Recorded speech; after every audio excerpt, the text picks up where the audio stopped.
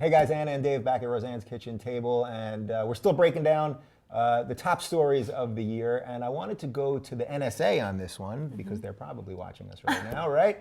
I hope they're watching. They're This at is least YouTube, watching and I this hope clip. at least watch the ad on the clip. So the NSA really broke, not in 2014, it broke sort of in the middle of 2013, or I guess the summer of 2013. And you know, there was that whole James Clapper thing.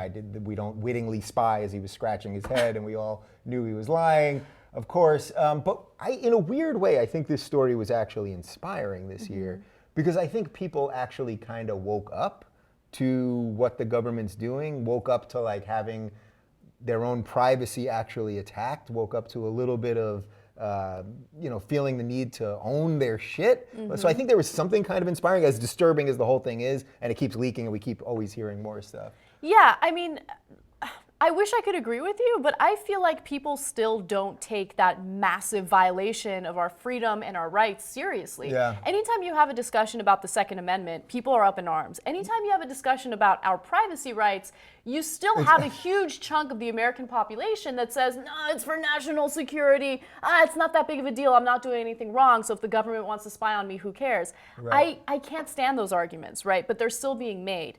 Also, this year has been a really big, in my opinion, negative year when it comes to privacy issues, because a lot of people were in support of the hackers that leaked those nude celebrity pictures, and that was wrong. Yeah. But I don't know, I think that we don't value privacy as much as we claim we do. Yeah, so I guess, so I'm with you. So part of me is trying to just find that some people have woken up to it. But yeah. The bulk of the stuff, obviously, is bad stuff. I hope we're turning a corner here. Do you think, or is it just like we're too far gone at this point? Like we all have Snapchat and Instagram and blah, blah. Like we're all just putting this stuff out there. New apps just keep coming. So it's like we're not going to stop, and they're not going to stop. Like, yeah, I mean, we're all guilty of oversharing. I know that I overshare, but I do share information that I'm comfortable with people knowing.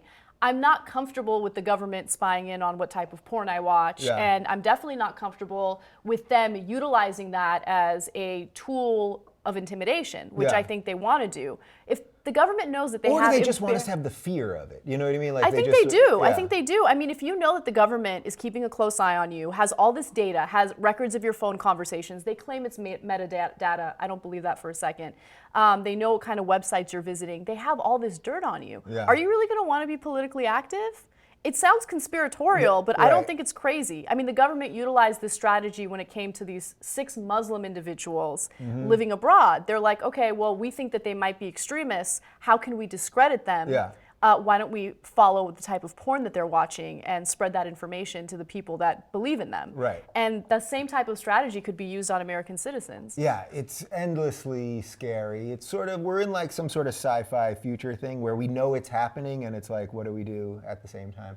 So of course the other, and probably the biggest story of the year, and the one that's going to be the biggest leading into 2015, was the Ferguson story, Mike Brown shooting, and then of course Eric Garner in New York. We're still like right in the midst of the throes of this thing. I mean, just yesterday at one of the officers' funerals, the NYPD turned their back on Mayor Bill de Blasio.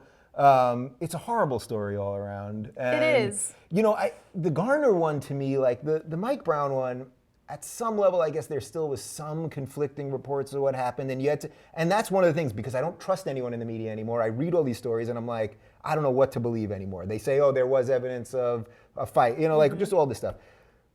But the Garner one was so obvious to me. There like, was just this man should surveillance. not have been dead under any circumstances. You know what I mean? Like, that's not how this thing should have went down. Yeah.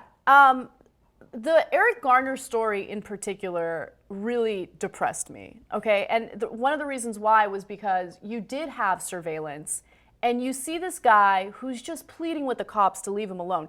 The reason why Eric Garner was there was because he had broken up a fight. The cops showed up, and Eric Garner apparently in the past has sold loose cigarettes. He didn't have any loose cigarettes on him at the time, but nonetheless, the cop decided that he's going to harass him anyway. Eric Garner had been harassed by the cops so many times that he was just pleading with them, please just leave me alone. This stops today, right?